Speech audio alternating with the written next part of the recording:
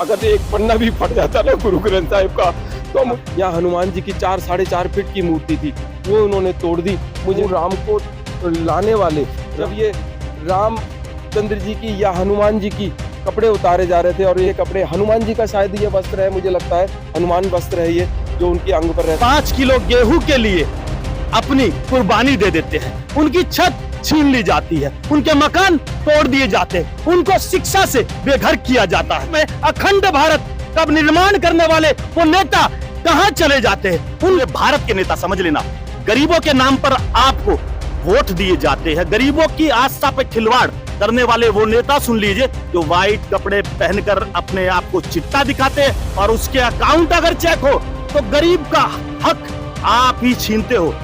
अब आपकी सुनवाई होती है? कोई सुनवाई नहीं होती। तो नेता क्या कर रहे हैं हमारे? कोई भी नहीं आ रहा देखने के लिए। वो क्या सोच रहे? गरीबों का तो कुछ सोच ही नहीं, उनका टुकड़ा भी छीन रहे पड़ गया बहुत लोगों को। तो क्या अस्पताल में गए? हाँ, ये 2-3 खत्म भी हो चुके हैं। कि जब भी ये नेता आए इन्हें जूते की माला पिराई जाए, या वो बीजेपी का हो या कांग्रेस का हो या आम आदमी पार्टी का, जो आप इतना डर है उनका, तो इसका मतलब जो इनको डराएगा और जो दंगे फसाद करेगा, जो तलवार उठाएगा, उसके हमारा मंदिर तोड़ दिया जाता है। अभी अंदर हमारा वाल्मीकि भगवान जी का मंदिर है, और उस पे आचाई जाएगी, तलवार उठाने की बात होगी, तलवार भी उठाएंगे, और जहाँ कलम उठा। कई भाषाएं ऐसी होती है जो गरीबों को समझ नहीं आती, तो कई भाषाओं को उस भाषा में समझाना चाहिए कि अलग अलग के राज्य से आए हुए वो लोग दिल्ली में जो रहते हैं उस भाषा को समझ पाए, उस भाषा को समझ आए जो भाषा से लाखों रुपए कहीं ना कहीं वकील उठा कर ले जाता है, समझ जाते, और गरीब भटकते हुए कहीं ना कहीं पैसे देकर सब कुछ लुटवा देता है। कुछ बताएंगे? रोड पे उतरेंगे, रोड मारे जाओगे मान्यवर जी, आप मारे जाओगे। मरने से डरना क्या? अरे मरने से डरेगा वो नेताजी सुन रहे हैं आपके खिलाफ कहीं ना कहीं कार्रवाई हो जाएगी। गरीब साथ देने वाले नहीं है आपके पास, ऐसे बंदूक लेके घूमते हो, तोप लेके घूमते हो, खोज होती है आपके। लोकतंत्र एक नेता नहीं आ रहा है, क्या कहोगे? नेता नहीं होगा तो मारे जाओगे आप। नेता सुप्रीम कोर्ट 11 लाख रुपए तो लेके लूट के ले गया कोई इंसान इनसे, काला कोट पहनकर। इंसानियत नहीं आते कहीं ना कहीं भ्रष्ट नेता इन्हें कुछ करने नहीं देता, ड्यूटी में बांधा हुआ। 12 घंटे की नौकरी करने वाला क्या कोर्ट की लड़ाई लड़ेगा? तो भ्रष्ट नेताओं को जिताते क्यों है? भ्रष्ट नेता को जूते की माला ताले लुटवा दिया सब। सर प्रवीण खंडेलवाल यहाँ आकर बोल कर गए, उनसे पूछा साहब ये क्या हो रहा है? मेरा सपनों का घर लौटा दो, मेरा सपनों का घर लौटा दो, मुझे मेरा आशियाना लौटा दो, मुझे कुछ नहीं चाहिए। ये गरीबों के सपनों को तोड़ रही है। ये गरीब है, वही गरीब है जो 70 सालों से यहाँ रह रहा था, और उस गरीब के आशियाने को वही तोड़ रहे हैं, वही भ्रष्ट नेता तोड़ रहे हैं जो इन्हें वादे करते थे। शायद गरीब के आस्था पर चोट मारने का काम वो लोग कर रहे हैं जिनको आप चुनकर लाते हैं। तो शायद जो मैं आपको दिखाना जा रहा हूँ, जो बताने जा रहा हूँ, उसको समझिए। गरीब की जो कमाई होती है, उस कमाई को वो भ्रष्ट नेता उठा कर ले जाते हैं। वही नेता आपके बीच में ईमानदारी का ताज पहनकर आपको दिलों पर राज करते हैं। शायद आप समझ जाएंगे इस वीडियो को बनाने का कारण क्या है। वीडियो को बनाने का कारण यही है कि देश में जितना भी काम हो रहा है वो गरीबों के लिए होता है, मास्टर प्लानिंग में होता है, मगर गरीबों की छत छीनने वाली वो सरकारें, भ्रष्ट सरकारें किस तरह गरीबों के आशियाने तोड़ती है। तो करिए इस वीडियो को शेयर और लाइक और कमेंट, बनाइए गरीबों की मजबूतियों को।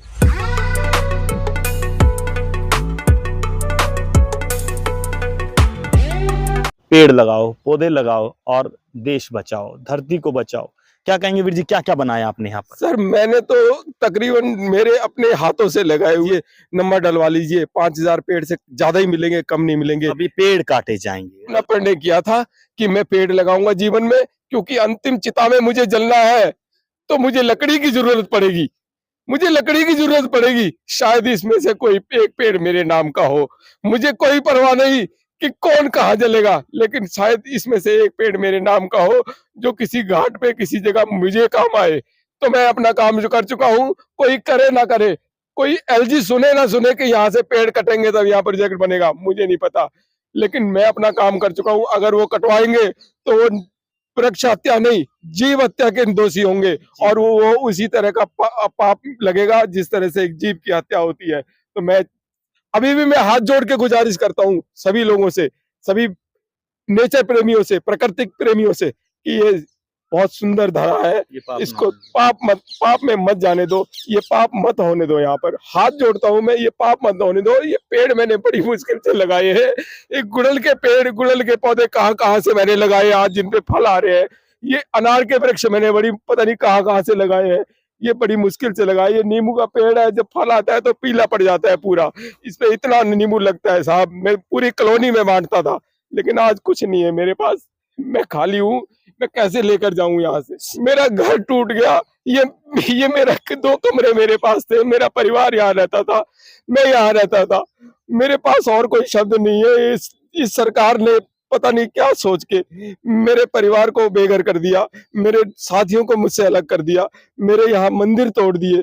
और मेरी सभी लोगों से गुजारिश है कि अगर कोई मुझे देख रहा है, अगर हमें कोई देखता है, तो हमारी हाथ जोड़कर विनती है, इस वीडियो को, इस न्यूज को सभी लोगों तक पहुंचा दीजिए, ताकि ये सरकार हम पर कुछ रहम करे और हमें कुछ आशियाना बख्श दे, हमारी कुछ दया भी सुन ले, हमें कुछ मिल जाए, ताकि हम अपने बच्चों का लालन पोषण कर सके और हमारे सिर पे छत आ जाए।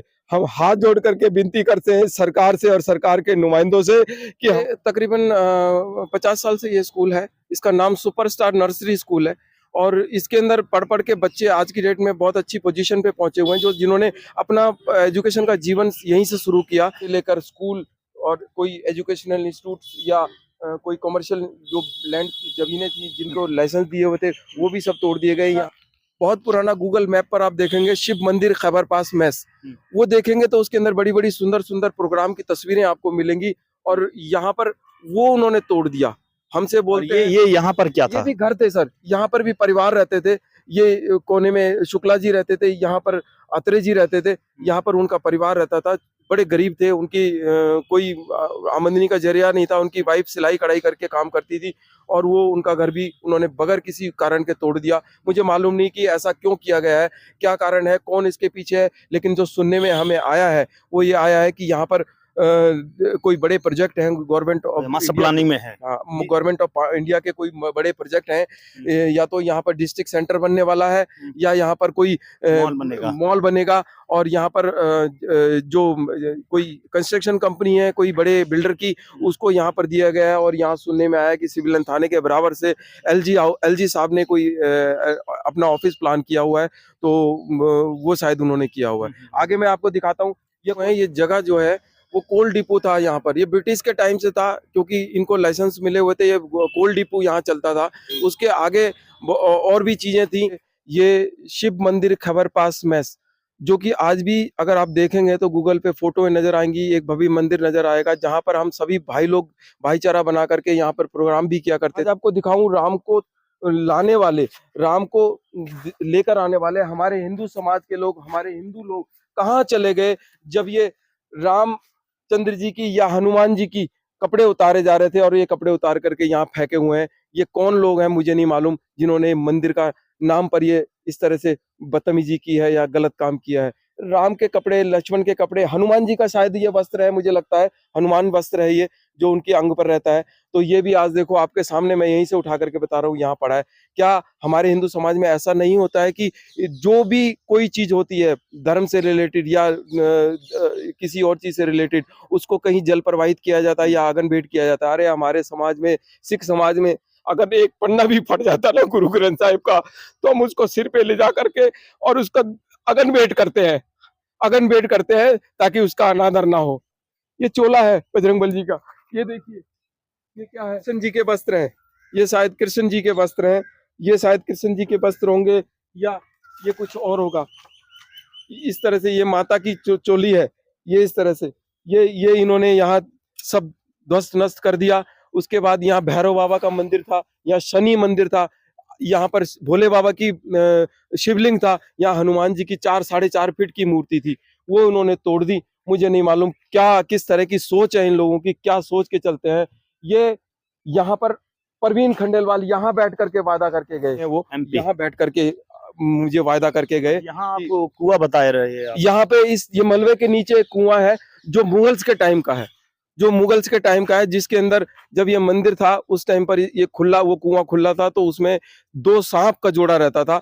वो 2 सांप का जोड़ा और पीपल का एक छोटा सा पेड़ था, तो डर लगा कि सांप इसमें निकल रहा है, तो एक दिन किसी को सपने में आकर के बोला कि यहाँ इसको पाट दो और मंदिर बना दो, तो वो मंदिर बनाया गया। उसके बाद वो सांप का जोड़ा नजर नहीं आया दोबारा यहाँ, नजर नहीं आया जी, उसके बाद नजर नहीं आया। और आज तक इसमें आस्था का प्रतीक जो लोग यहाँ पूजा कौन सी जगह है? ये खैबर पास मेस है सर, ऑफिसर्स मेस थी यहाँ पर किसी टाइम पे, यहाँ आर्मी के अफसरान रहते थे। और ये जो पीछे मेरे देख रहे हैं आप, ये अफसरान के जो नौकर हुआ करते थे, जो सर्वेंट हुआ करते थे, ये उनको दिए गए मकान थे।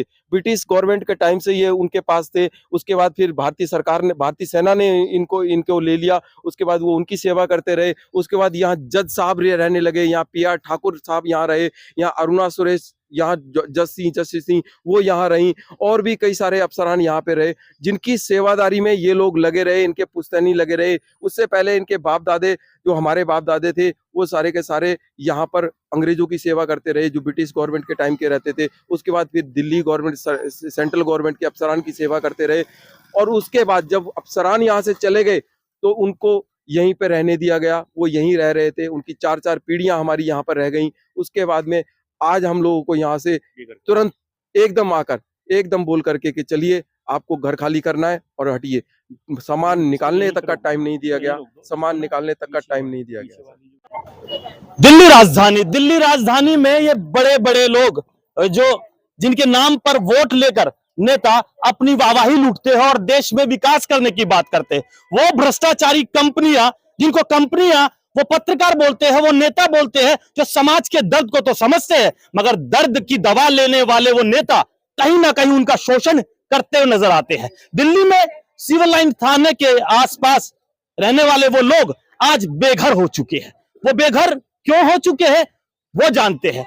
वो षड्यंत्र करने वाले वो नेता अब कहां गए, जो गरीबों की पीठ पर बैठकर उनकी कमरे तोड़ने का काम करते हैं और देश में अपना पैसा दिखाकर, अपने बच्चों की अय्याशियां करवाकर, गरीबों के दुख को वीडियो में दिखाकर, न्यूज चैनल पर चलवाकर अपनी अय्याशियों का सौदा करते हैं और अपने साथ इस देश को कहीं ना कहीं, गरीबों को कहीं ना कहीं, उन गरीबों को जो सिर्फ चंद 2 रोटियों के लिए और कुछ 5 किलो गेहूं के लिए अपनी कुर्बानी दे देते हैं। उनकी छत छीन ली जाती है, उनके मकान तोड़ दिए जाते हैं, उनको शिक्षा से बेघर किया जाता है। दिल्ली जैसी राजधानी जो पूरे भारत को चलाती है, पूरे विश्व में अखंड भारत का निर्माण करने वाले वो नेता कहां चले जाते हैं? उन गरीबों की वो लड़ाई कौन लड़ेगा? जो जातियों पर लड़ने वाले वो नेता हमेशा अपनी जातियों को तो उठाते हैं, मगर ये भूल जाते हैं ये 2 जातियां क्या करेगी जब अमीरी और गरीबी में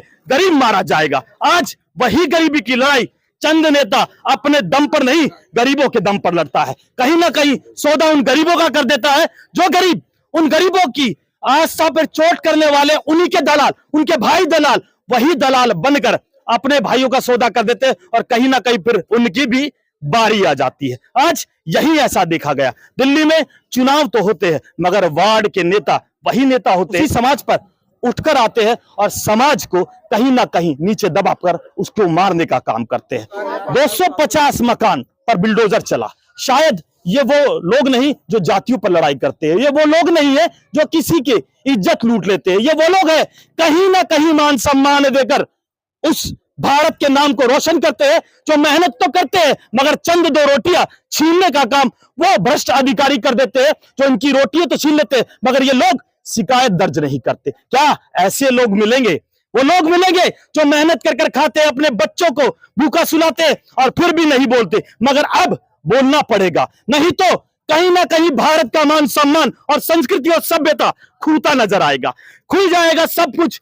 आपकी बारी जब आएगी तो आपके घर भी कहीं ना कहीं लूट मचेगी। मगर आज जिस तरह ये परिवार बैठा हुआ है, आप ये देखिए रोडों पर, जमीन पर बैठा हुआ है, आज इनके घर जो स्क्रीन पर चल रहा है वो घर तोड़े जा चुके हैं, उसी सरकार के द्वारा तोड़े जा चुके हैं, जो सरकार कहीं ना कहीं मकान और दुकान और आपकी बच्चों की शिक्षा की बात करती है, भविष्य की बात करती है। वही भविष्य आज कहीं ना कहीं कमजोर पड़ता नजर आ रहा है। तमाम साथी यहां आए हुए हैं, सबसे बात करेंगे। इस वीडियो को ज्यादा से ज्यादा वायरल करना और यह बताना वो समस्या कैसी जिसका समाधान वो नेता नहीं कर सकते जो समाज का नेता बनते हैं। मगर आपने वो नेता जरूर देखे होंगे कि सब नेताओं के काम हो जाएंगे, मगर गरीब का काम जब ही होगा जब आप उसके कार्यकर्ता होंगे या फिर उसकी कहीं ना कहीं चमचागिरी कर कहीं ना कहीं अपने समाज की दलाली कर कर जब उनका कोई काम कर देंगे। आइए जानते हैं, माताओं से जानते हैं, बहनों से जानते हैं, और युवा साथी जो क्रांतिकारी साथी कहीं ना कहीं समाज में बदलाव देखना चाहते हैं, उनसे बात करते हैं। आइए, कौन कौन रहता है आपके पास? मेरे बच्चे और ससुर और कहाँ से आए हो आप? मैं तो दिल्ली में ही रहते हैं। दिल्ली में रहते हाँ जी। हैं। दिल्ली के हालात कैसे मालूम है आपको? हाँ, नेता कैसे काम करते हैं आप? नेता तो बिल्कुल भी काम नहीं करते। तो वोट दे देते हो? वोट तो देना पड़ता है, क्योंकि नागरिक के उसमें अगर वो हमारे लिए काम नहीं कर रहा तो उनको तो हमें वोट वापस अच्छा, देने वोट चाहिए। किस क्या बात को सोच कर दिया था, किस लिए दिया था? हम दिया था कि हमारे बच्चे के भविष्य हो, हमारी भविष्य हो, हमारे लिए कुछ सोचे। जैसे हाथ जोड़ जोड़ के आते हैं हमारे आगे, कम से कम उनके लिए तो कुछ सोचे, हमारे लिए कुछ सोचे। इसलिए कुछ सोचा आपके लिए? नहीं, हमारे लिए कहाँ सोचा। तो आप क्या कहने चाहोगे? स्क्रीन पर चल रहा है, नेताजी को क्या कहना चाहोगे? यहाँ के नहीं, पूरी दिल्ली के नहीं, पूरे भारत के नेता, समझ लेना, गरीबों के नाम पर आपको वोट दिए जाते हैं। गरीबों की आस्था पे खिलवाड़ करने वाले वो नेता सुन लीजिए जो व्हाइट कपड़े पहनकर अपने आप को चिट्टा दिखाते हैं, और उसके अकाउंट अगर चेक हो तो गरीब का हक आप ही छीनते हो। अब भ्रष्ट नेता, समझिए ये लोग क्या कहेंगे। हाँ जी, बताइए, नेता कितना ईमानदार होता है? यहाँ का नेता, आपको दिल्ली का नेता? ईमानदार नहीं है। आपका नेता ईमानदार नहीं? नहीं, बिल्कुल भी आपके नहीं। पास आया नहीं। तो क्या कहेंगे नेताजी को? अगर इस टाइम अगर कोई घर टूट रहा है, कोई घर टूटने वाला है, तो कम से कम उनको आना चाहिए ना, चाहे वो कोई भी क्यों ना हो। अच्छा, मकान में पानी आ रहा था, बिजली आ रही जी। थी। अब आप देखिए, ये नेता की बात है, नेता किस लिए चुने जाते हैं इस पर भी बात करेंगे। बड़े बड़े बुद्धिजीव यहाँ बैठे हैं और बताएंगे आपको कि नेता सच में किस लिए चुना जाता है। नहीं तो कुछ लोगों को तो ये पता है जब इलेक्शन आते तो भैया पौवा जरूर मिलेगा, और पौवा मिलेगा तो क्या पता मुझे बोतल मिल जाए, 2 वोट दिलवा दूंगा। तो वोट को तोड़ने वाले यहाँ नेता बहुत है, और जनता भी जानती है कि कैसे देश में भ्रष्टाचारी नेताओं को उनका हक ना दिलवाकर कहीं ना कहीं अपना हक कैसे छीना जाता। माता जी, कितने सालों से रह रहे हैं? क्या नाम हुआ आपका? मेरा नाम मीना है। 70-80 साल हमें हो गए, हमारी पीढ़ी से पीढ़ी गुजर चुकी है। हमारे कोई सुविधा ही नहीं की जा रही है। जब वोट लेने आते हैं तो वो हमको अपना बनाते हैं, और वोट लेने के बाद हमें ठुकरा देते हैं। कौन नेता है यहाँ? एमएलए कौन है? एमएलए तो प्रहलाद सिंह सानी थे। अच्छा, और पार्षद?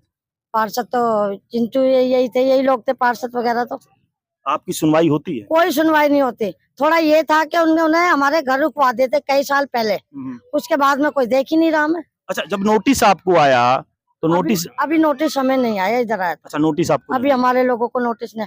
पीढ़ी से पीढ़ी गुजर चुकी है, हमारी कोई सुनवाई नहीं करता। और जब सिर पर से छती छूट रही है तो नेता क्या कर रहे हैं? हमारे कोई भी नहीं आ रहा देखने के लिए। अच्छा, देश में विकास ऐसे झुग्गियां तोड़कर होता है, कॉलोनियां तोड़कर होता है, गरीबों की छत छीन कर होता है? छीन के ही कर रहे हैं विकास। गरीबों को क्या सोच रहे हैं? गरीबों का तो कुछ सोच ही नहीं, उनका टुकड़ा भी छीन रहे हैं, छत तोड़ ले रहे हैं, उनके बच्चों से बेघर हो रहे हैं। अब हमारे बच्चे हैं, बच्चों के बच्चे अलग अलग जुदा हो रहे हैं, कहाँ जाएंगे हमारे बच्चे? सिर पर आदमी ने विधवा औरत है, हम किराया देंगे, घर का के खाएंगे हम। कितने मकान तोड़े आप? हमारे तो 300-400 तो हमारे इधर के तोड़े, ये धोबी लाइन के तोड़े। कितने लोगों को चोट वोट लगी है? चोट तो बेहोश हो गए, अटैक पड़ गया बहुत लोगों मर को, चुके हैं। 2-3 खत्म भी हो चुके हैं। इस वीडियो को देखकर आप ये जरूर समझ लेना कि ये वीडियो आप लोगों के लिए बनाया जा रहा है। कहीं ना कहीं केजरीवाल जी आपको बता रहे हैं कि 63 लाख घर टूटेंगे, और शायद कहीं उसमें नंबर आपका ना हो। अब 63 लाख घरों में अपने घर को आप कैसे बचाओगे? शायद कहीं ना कहीं किसी सांसद या किसी पार्षद या किसी एमएलए की गुलामी कर कर, या फिर अपना मान सम्मान देकर आप कैसे काम करेंगे। हमारे साथ विशाल चावरिया जी हैं, जो समाज की आवाज, बुलंद आवाज को उठाने का काम करते हैं। समाज वही जो इंसानियत को समझता है। यहाँ इंसानियत कहीं ना कहीं इंसानियत में चोट लगती आई है। विशाल जी, क्या कहेंगे इस बारे में? जैसे कि आप देख रहे हो दिल्ली में कहीं ना कहीं मकान तोड़े जाते हैं, तो ऐसे नेताओं के बारे में आप क्या कहना चाहेंगे?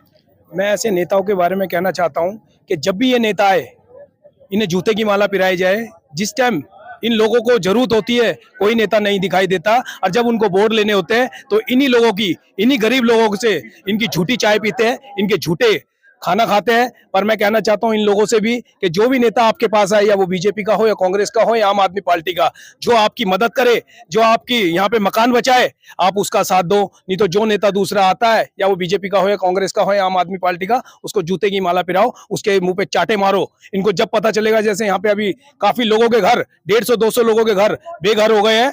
मैं पूछना चाहता हूँ नेताओं से, ना कोई बीजेपी का नेता आया है, ना यहाँ कोई कांग्रेस का नेता आया है, ना आम आदमी पार्टी का। जैसे हमारे लाखन भाई ने बोला है, यहाँ पे बहुत अच्छी बात बोली है। अभी लाखन भाई बैठे हुए हैं यहीं पे, लाखन भाई भी कई दिन से यहाँ पे आ रहे हैं। लाखन भाई ने किया कि 11 लोगों की आप यहाँ टीम बनाओ और ये कोर्ट के अंदर इसको केस को डालेंगे। लाखन भाई फ्री वकील दे रहे हैं, यहाँ हाई कोर्ट का वकील हो या सुप्रीम कोर्ट का वकील हो, लाखन भाई दे रहे हैं। लाखन भाई के साथ हम खड़े हैं और तन मन धन से लाखन भाई के साथ और इन लोगों के साथ है। मैं पूछना चाहता हूँ, ये वाल्मीकि समाज का यहाँ मंदिर भी है और वाल्मीकि समाज के लोगों के घर भी है, और भी दलित समाज के लोगों के घर है, और हमारे धोबी समाज के भी लोगों के घर है। पर मैं ये पूछना चाहता हूँ इन्हीं नेताओं से, जो ये नेता बड़ी बड़ी बातें करते हैं, जब मुसलमान भाइयों के जब रोड बनता है और रोड के बीच के अंदर मस्जिद आ जाती है तो वो रोड घुमा दिया जाता है। इतना डर है उनका, तो इसका मतलब जो इनको डराएगा और जो दंगे फसाद करेगा, जो तलवार उठाएगा, उसके मकान भी बचेंगे, उसके मंदिर भी बचेंगे, उसकी मस्जिद भी बचेगी। इसका मतलब ये लोग क्या चाहते हैं कि वाल्मीकि समाज भी दंगा फसाद करे। आज वाल्मीकि समाज कहीं ना कहीं पढ़ रहा है, लिख रहा है, बाबा साहब के संविधान की बात करते हैं हम, इसलिए हम कोई ऐसा दंगा फसाद नहीं करते। हम संविधान को मानने वाले लोग हैं, कानून को मानने वाले लोग हैं, पर हमें परेशान ना करा जाए, हमें तंग ना करा जाए।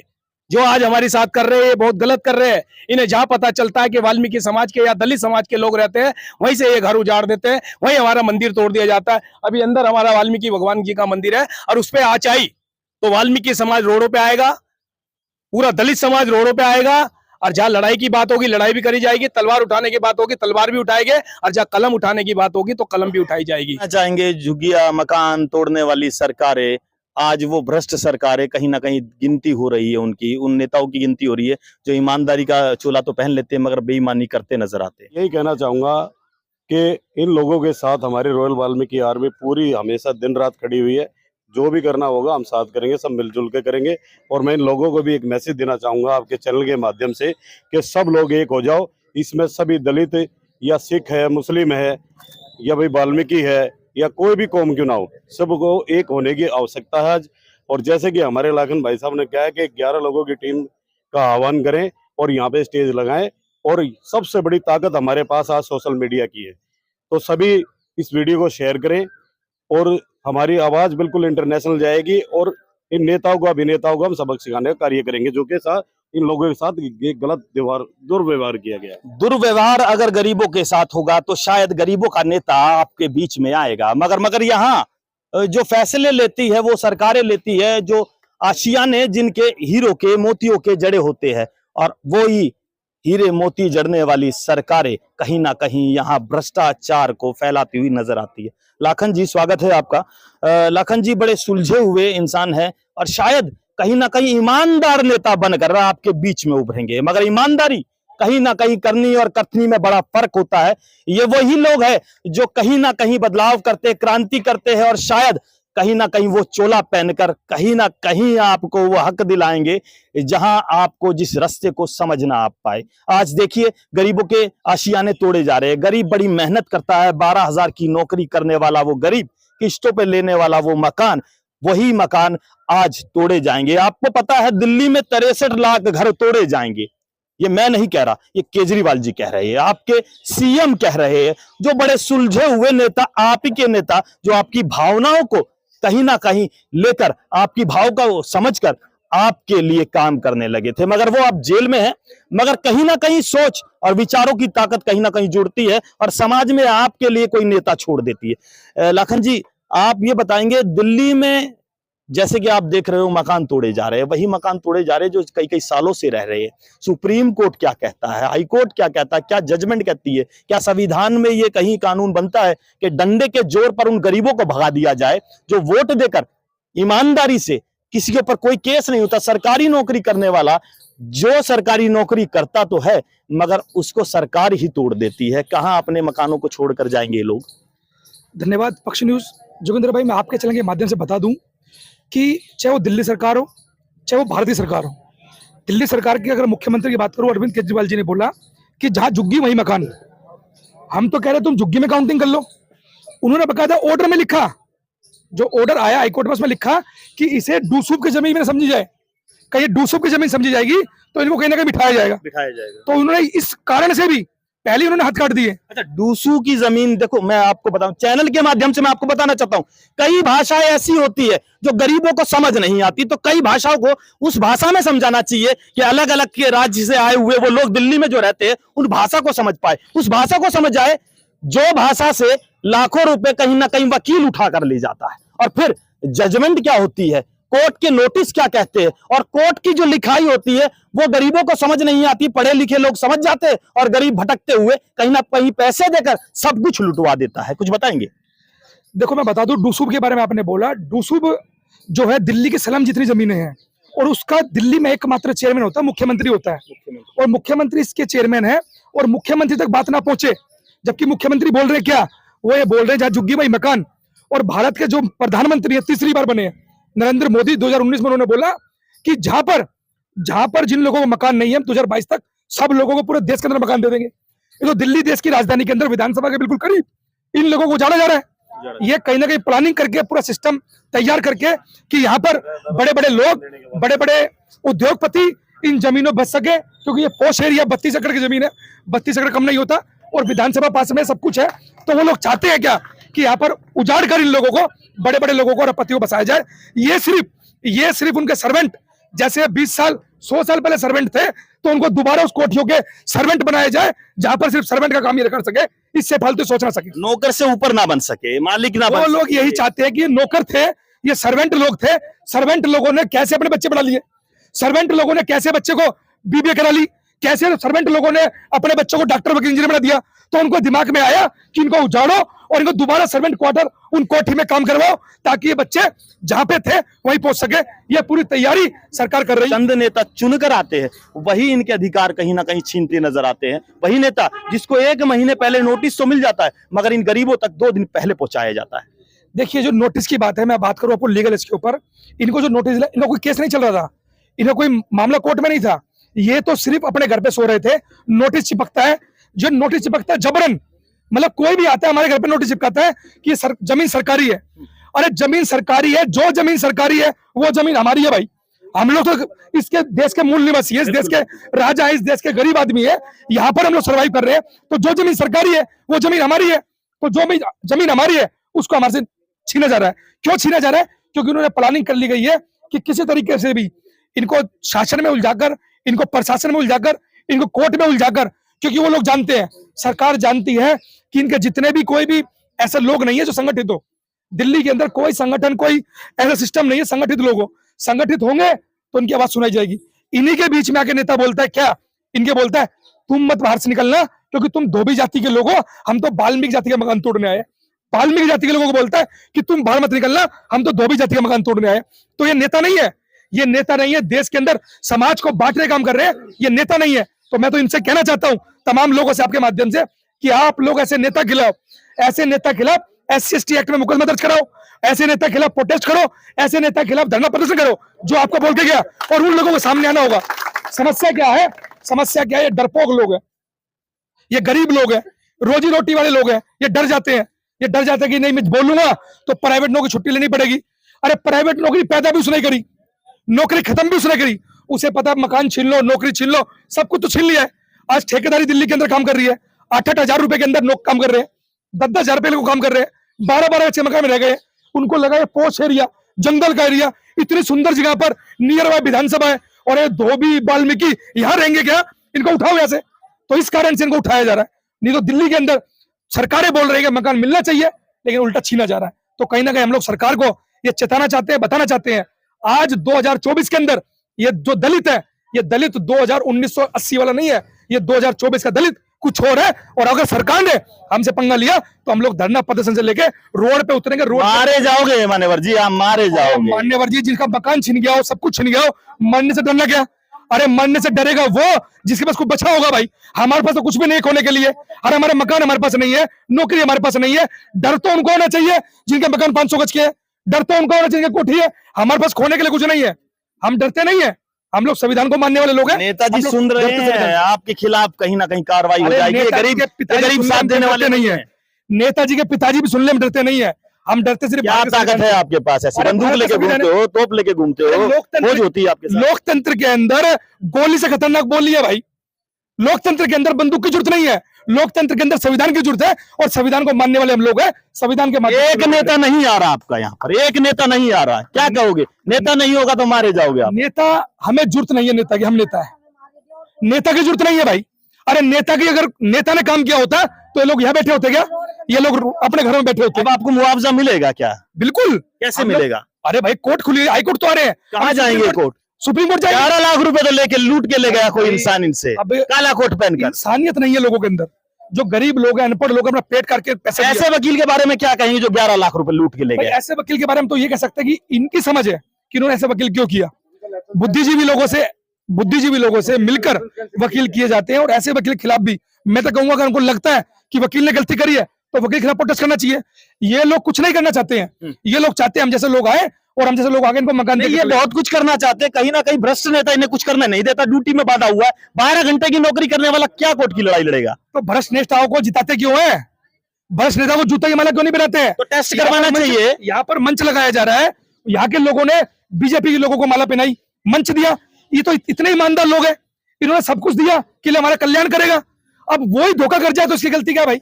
ये तो बेचारे गरीब लोग हैं, इन्हें क्या पता क्या होना है। क्या पहचान होनी चाहिए ईमानदार नेता की, वकील की, पुलिस की? क्या पहचान होनी चाहिए? यहाँ तो पुलिस साथ नहीं दे रही है, उस पुलिस का साथ नहीं मिल रहा है इन्हें, जो पुलिस इनको साथ देने के लिए खड़ी की जाती है। संविधान में सब कुछ अधिकार दिए, व्हाइट कपड़े पहनने वाला वो नेता जिसको पद दिया जाता है वो इनकी सुनवाई नहीं करता। इनका नोटिस छुपाया जाता है, 1.5 महीने से नोटिस आ जाता है। जैसे आपको पता होगा 1 महीने पहले पुलिस को नोटिस पहुंच जाता है। इन गरीबों के पास 2 बजे आता है नोटिस, और 3 बजे इनका मकान तोड़ा जाता है। क्या कहेंगे इस बारे में? देखो, पुलिस का इसके अंदर रोल नहीं है। पुलिस प्रशासन है, पुलिस जो है सिर्फ कानून को इम्प्लीमेंट कराने के लिए है। कानून कोर्ट से ऑर्डर आया, पुलिस ने इम्प्लीमेंट कराया। कानून कोर्ट से ऑर्डर आया तो हमें उस ऑर्डर को दोबारा स्टे लेना है या दोबारा मुआवजा लेना है। तो नेता किस लिए होता है? एमएलए किस लिए चुना गया? क्या इसीलिए कि झुग्गिया मकान टूट जाए और उनके लिए?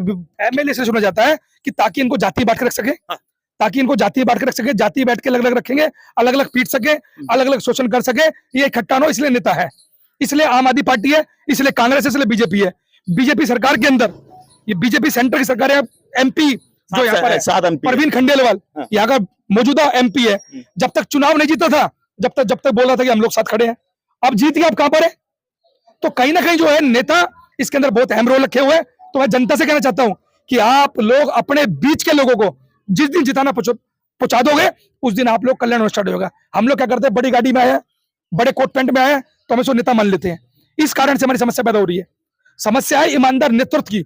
हम लोग ईमानदार नेतृत्व लेके निकले हैं, ईमानदार नेतृत्व कर रहे हैं, और पूरे देश के अंदर, तमाम पूरे भारत के अंदर जहां भी समस्या होती है, मैं रोड से लेकर कोर्ट तक फ्री ऑफ कॉस्ट लड़ने की तैयारी करता हूं, और लोगों को जिताने की तैयारी करते हैं। तो कहीं ना कहीं गरीब को लूटा जा रहा है। उस गरीब को लूटा जा रहा है जो गरीब अंधविश्वास कर कर उस नेता पर भरोसा कर लेता है, उस भारत के नेता पर भरोसा कर लेता है जिस नेता ने इन्हें आश्वासन दिया था कि आपको इस देश में सब कुछ मिलेगा, और मिलने के बाद कहीं ना कहीं वो छुपाकर अपने आप का मान सम्मान बचाकर गरीबों की आस्था पर चोट मारता है।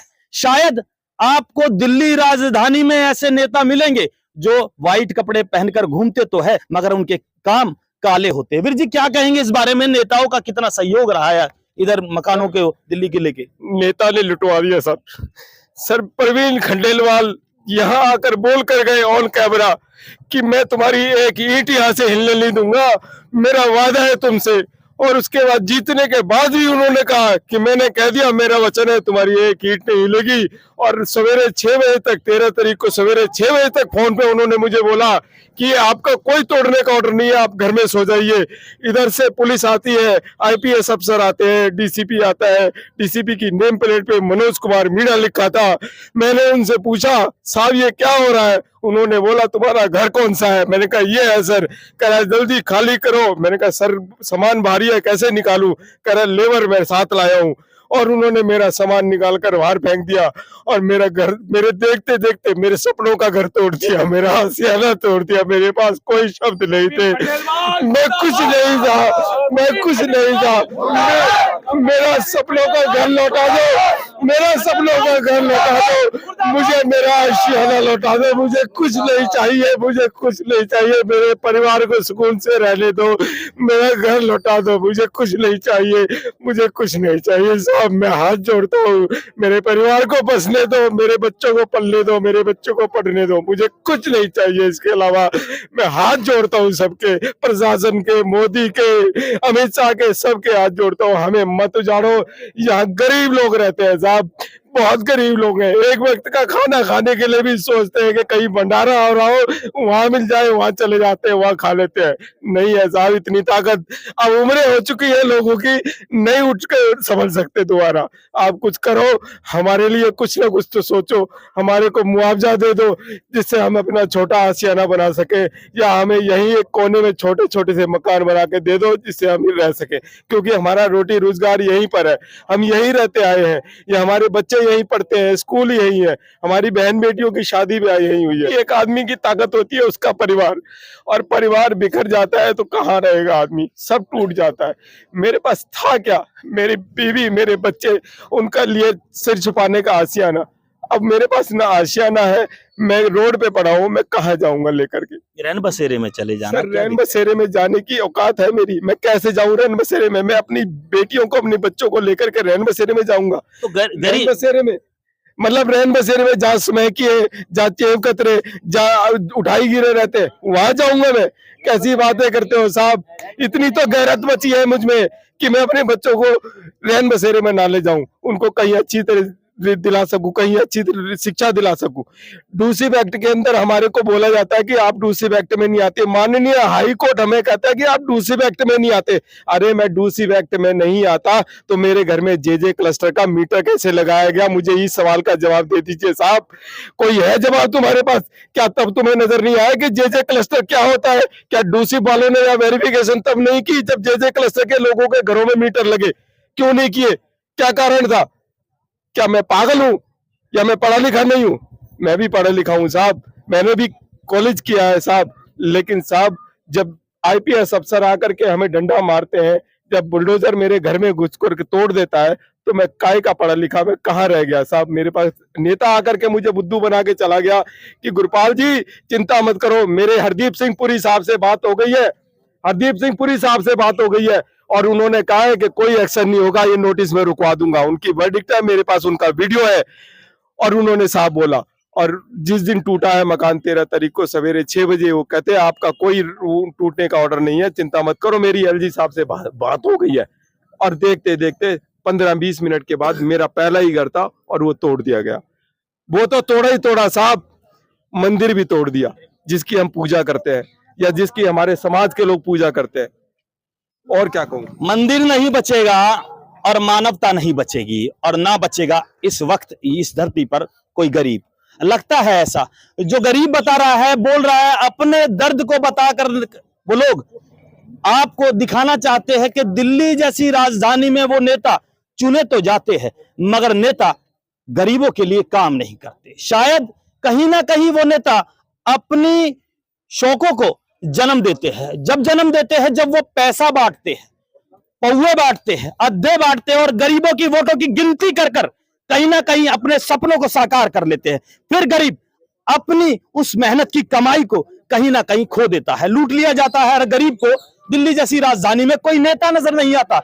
70 यहां विधानसभा है मगर 70 में से एक भी दिल्ली का वो राजा, वो ईमानदार नेता वो सामने नहीं आया। गरीब रो रहा है और गुहार कर रहा है, मांग रहा है भीख उनसे जो अपने आप को राजा कहते हैं, मगर यहाँ राजा कहीं ना कहीं चोर और डकैत बनते हुए नजर आ रहे हैं। और कुछ अगर मैं कह दूं तो कहीं ना कहीं गरीबों को लूटने वाले वो नेता पकड़े जाएंगे। वो नेता जो अपने आप को नेता तो कहते हैं मगर नीति उनके अंदर नहीं है काम करने की। यहाँ गरीब लुटता हर वक्त रहता है मगर सुनवाई करने वाले कहते हैं कि हम आपका साथ देंगे, मगर ये भूल जाते हैं कि लूटने वाले कोई और नहीं, वही है जो इनका आशियाना बनाने की बात करते हैं।